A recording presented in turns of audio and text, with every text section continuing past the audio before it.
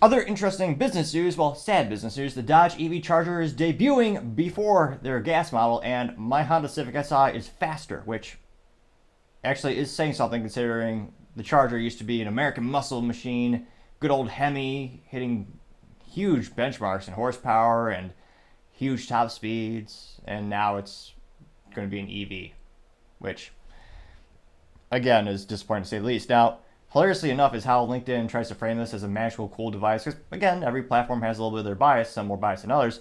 Now, Kara at LinkedIn said, "quote Auto industry watchers are oh, I can't say this with a straight face, heralding the state of the art, quote, electric muscle era, unquote. In the last quarter of the market to explore EV transition, Stellantis is aiming to win over skeptics with its new electric Dodge Charger Daytona. It's what Axios describes as quote, a speaker box that replicates the deafening burble of Dodge's Hellcat V8 engine, unquote. Which is such a stupid thing, something a child would think of. I say that because I did. Growing up, truth be told, my parents had a good old Honda Accord. No, it was not the V6. It was the inline 4, and unfortunately, more disappointingly, it was an automatic. Now, of course, that was fun for the snowy days in the Midwest where you can drift it around, but realistically, it's pretty bland and boring as all hell, especially when many of my peers, when they were borrowing their parents' cars, they actually had things like horsepower. Well, Honda did have reliability. 30 plus years later, because no, actually 20, how many years? They bought it in 2001. It still runs like a champ. So obviously Honda reliability is, truth be told, exceptional.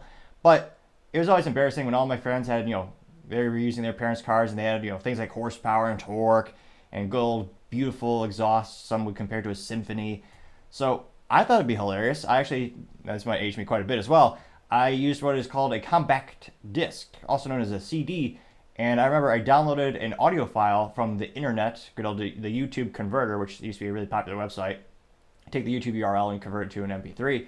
So I turned it into an MP3 for a sound of a V8, and I burned that onto a CD. I then proceeded to take that CD and put it into the CD player of the Honda Accord to make it sound like it had a V8.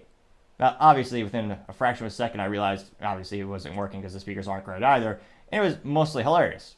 And truth be told, it was actually not one of my top jokes in high school, but it was well received. Many people thought it was hilarious as well. And that joke is now becoming a reality with Dodge making this EV. Now, they also go on to say, but if it doesn't satisfy hardcore muscle car fans, Dodge Charger models with traditional gas engines will be coming next year with an inline 6 twin turbo. Now, they also know that this is coming with the news that Tesla's also going to have their Roadster eventually come out. They claim it'll be 0 to 60 in less than a second, which, again, one of those instances where if you want the fastest car on the planet, well, I think current production, well, I guess the end of production was the Dodge Challenger SRT Banana Falcon Hellcat Send Out Edition, where they actually did get 0 to 60 in 1.66 seconds, which is a engineering phenomenon. Granted, it was on a track and the surface was prepared appropriately. But if you want a really, really fast EV, people are just going to buy a Tesla. Granted, this might look a little bit cooler, but with the current data we have right now, it's definitely not going to be faster than a Tesla. It might, I guess, it'll look a little bit better. But if we just look up the Dodge Charger EV specs, they claim they'll have, the top speed of 134 miles per hour. Now, spoiler alert, I know for a fact my Honda Civic will hit 136, maybe 137 if I'm going, maybe this is perfect weather, 137 miles per hour. So they managed to come out with a muscle car that's slower than a 2018 Honda Civic Si. Granted, I do have the K&N sticker on the quarter panel of the window. That gives it totally like 50 plus horsepower. The internet told me it has to be true, of course. And I'm all realistic, I do have the K&N cold air intake, so maybe one more horsepower. Maybe half a mile per hour top speed, maybe. But again, the top speed is going to be 134, so slower than my Honda Civic. And again, unlike my Honda Civic, the Charger will last, maybe 5 years, 7 years before the battery's broken into a million pieces. Well, not really broken, it just won't charge anymore, and subsequently you'll have to replace the most expensive component of the vehicle. So, and again, it's all about managing expectations. Dodge has the best track record of giving consumers what they want, having the good old V8, give it a Hemi, good old 3 pedals and manual transmission. And now they're going to a straight 6, which is pretty anemic and boring compared to the previous heritage of the Dodge brand.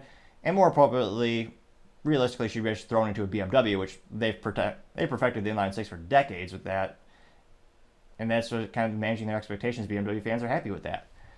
But let me know in the comments. Do you think, maybe I'm wrong, do you think this will sell off the shelves and everyone will be buying a Dodge Charger EV and they'll love the hearing of the exhaust, the fake V8 through the engine, through the speakers? That's actually a depressing thing. It's just reminding you of what you could have had if Dodge had some integrity and the EPA and the government wasn't so abusive to businesses. It's almost like a tease. They're letting you hear to what you used to have. A beautiful Dodge V8 engine is a phenomenon of engineering. Truth be told, the Elephant engine is ridiculously neat.